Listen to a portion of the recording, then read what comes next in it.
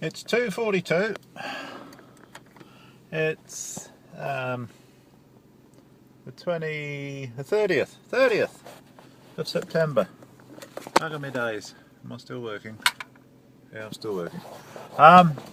Spent the night, Saturday night I went to work. Bit of a bummer. I broke down. I'm out with the dogs. It's a Sunday night. I normally have the Sunday night off. I'm going to do Monday, Tuesday, Wednesday, Thursday, Friday, Saturday this week, but I'm doing short shifts. I've got to do an extra shift because I figure that if I've had to have a bit of a layout in cash, then I've got to try and recoup that, so I'll do an extra day for a week or two. The layout I had was the cab broke down, and I was stuck on the roadside, and I had a passenger, and I had to get another cab out for him. It was going to the airport, so I thought it was a fan belt, and I thought, how the hell can I have a fan belt problem? It was replaced only about 30,000 k's ago. But it turned out the tensioner had shit itself, and because the tensioner went, so did the fan belt, which powers the voltage, the alternator, and the power steering. So we got that replaced. The tensioner and the bearing was wearing on a pulley, so we replaced the pulley as well. So she's all sweet and custom, but it was like 120 bucks to tow the car, to get the car taken to the yard, the dispatch yard, where the office is. It was cheaper than driving it or towing it all the way home to where I lived.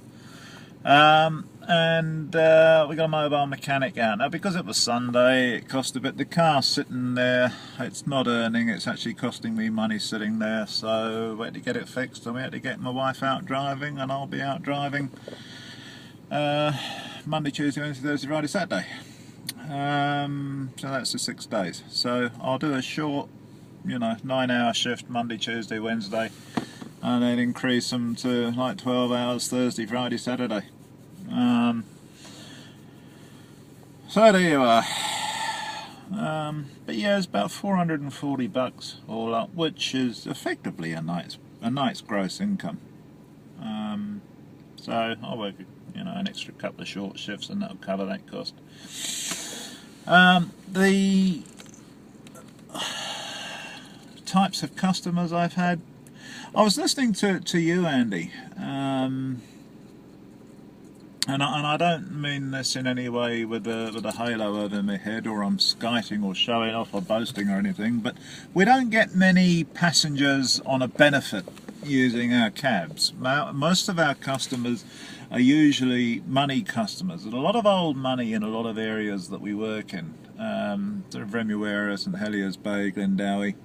A lot of old money, a lot of new money, a lot of wealthy customers.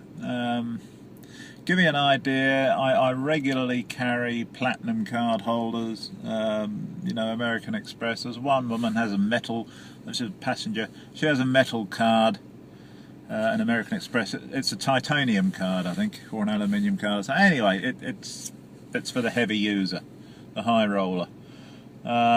Thinks nothing of jumping on a plane and going to, a 3.5-hour trip across to Sydney to do retail therapy, clothes shopping. She does it every month, and gets the latest clothes, and reckons they've got a better choice, a better selection out there.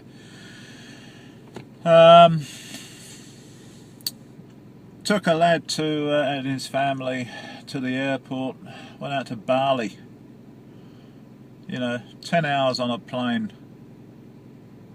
And is complaining because he was flying premium economy and not business class. 12 years old. I wanted to smack him up the side of his face, I really did.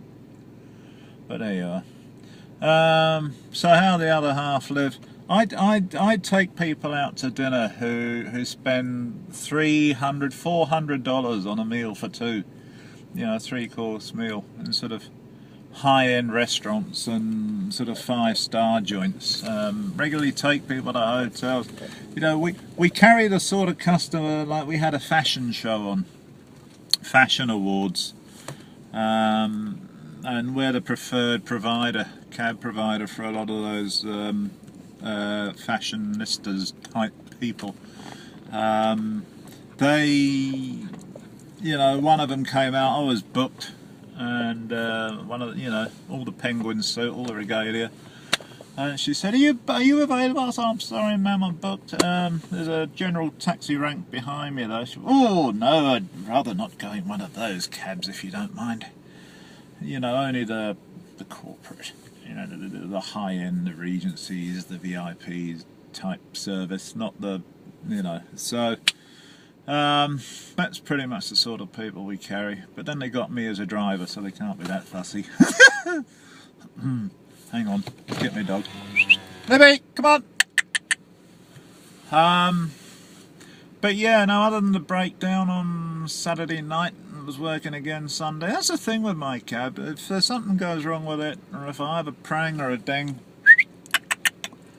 I'm working again. I've either got the cab fixed, or, oh, hang on. I'll just do this. Shit, I knew that was going to happen.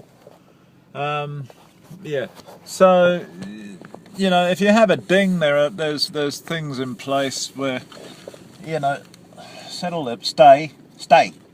I'll shut the door properly, you silly tart. Stay there. There's things in place where you can pay for the hire of another cab, like $15 a night, boom, you're out working again. And it's all sorted, and you know, your car's put in the garage and it gets fixed, and then once your car's fixed, you get your cab back. So there's no reason for you to be off the road.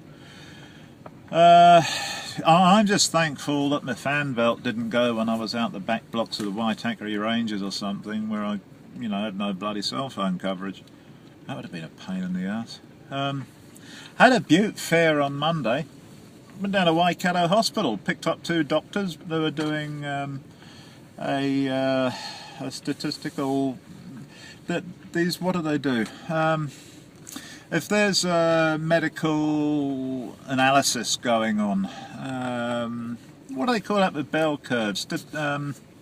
Trials, drug trials, that sort of thing. They were out here to scrutinise, if you like, or evaluate drug trials that were going on in a certain area, and they're flown out from another country.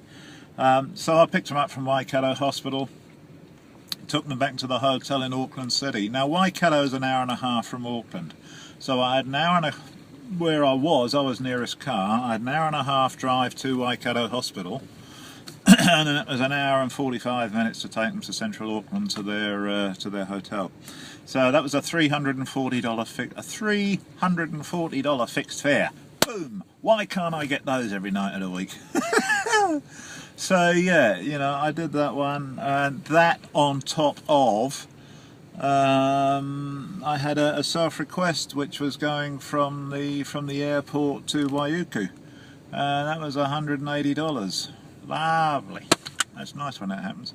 But yeah, you're right. A lot of our fares tend to be higher fares because we tend to carry the filthy rich, I suppose.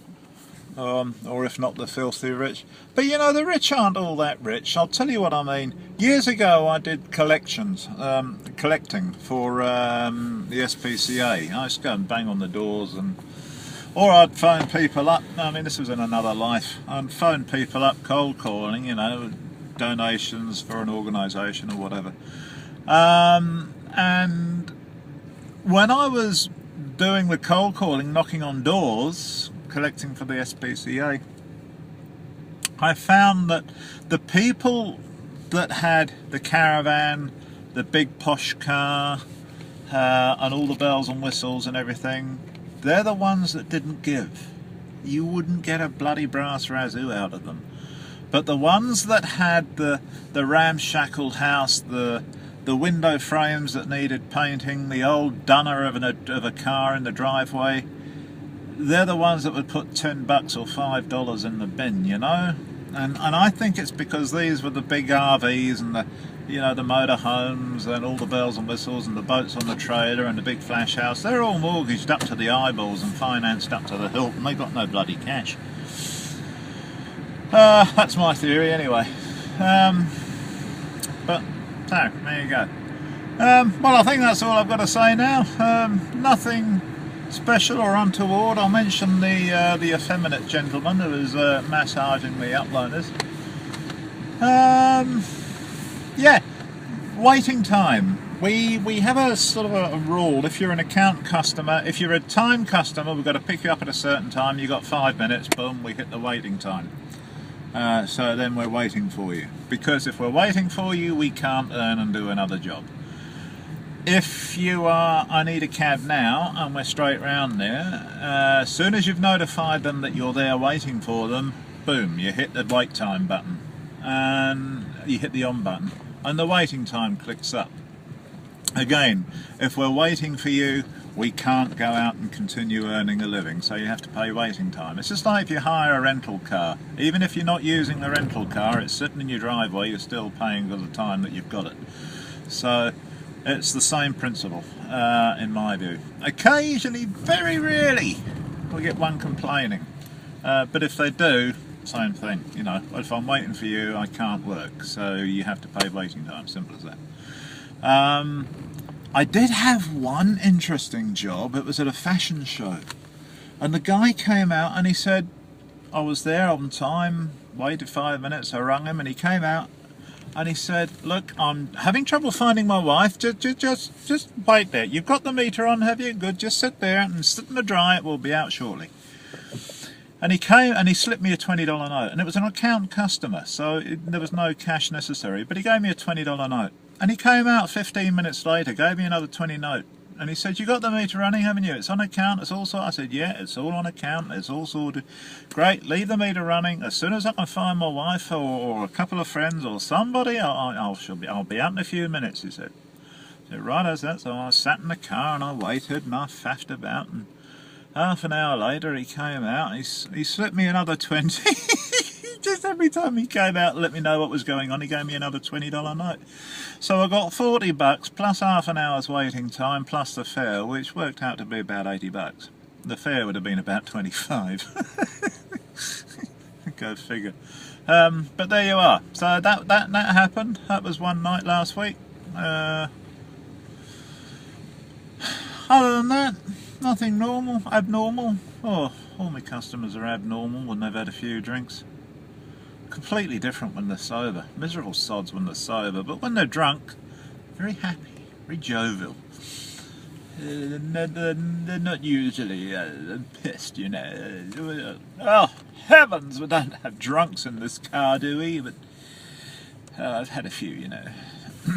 But no, yeah, so that's the sort of class of customer I take. Right, gotta go. I'm at McDonald's now. I'm going to get a cornet and then I'm going to go home and wipe the windows down for the wife and she can start working. Righty-ho, toodaloo. All for now.